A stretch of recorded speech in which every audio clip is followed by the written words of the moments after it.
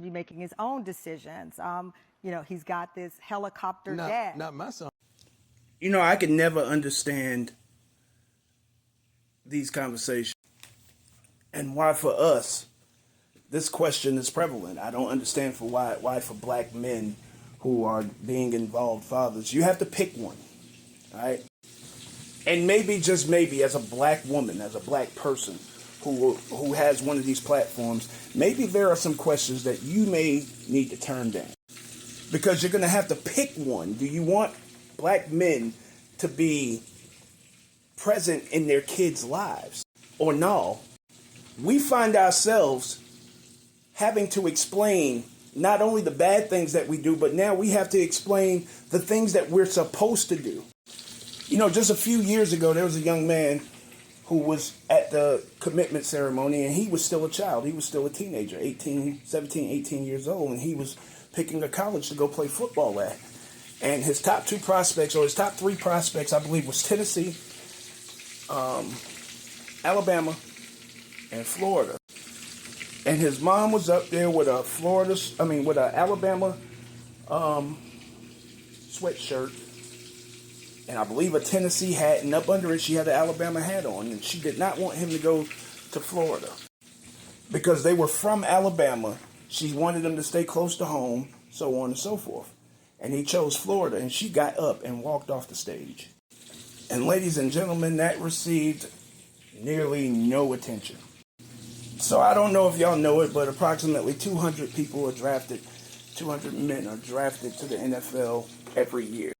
And for the most part, nearly all of those men have their parents' presence and they're involved in their decision making, whether it's their mom, whether it's their dad, or whether it's both. But what I would like to do is I would like to tell y'all something that y'all may not know.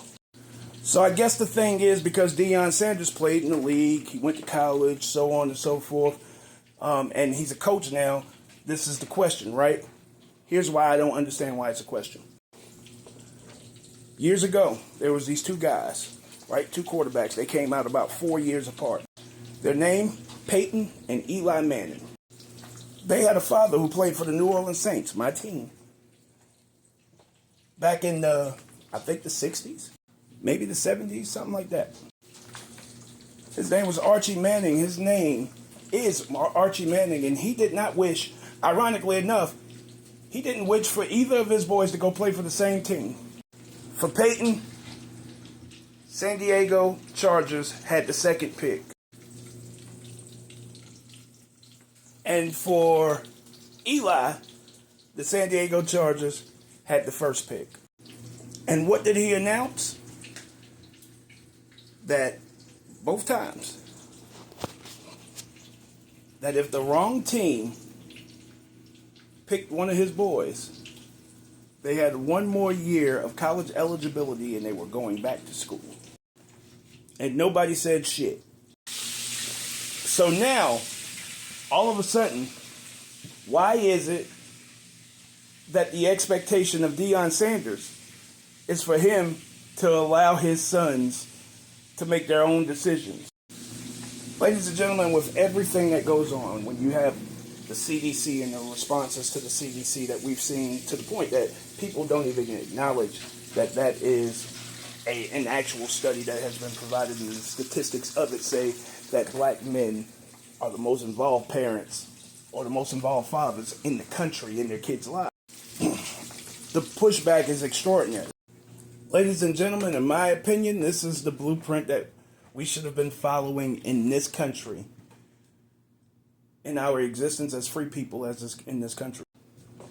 And in my opinion, it's the way that I choose to raise my kids as well.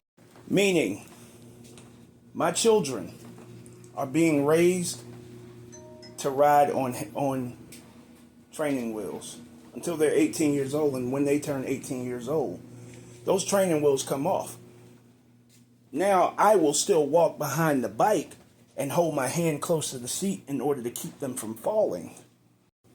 But now, once they turn 18 years old, will start to ride a little more on their own. And once they get to be about 24, 25 years old, they're off and running.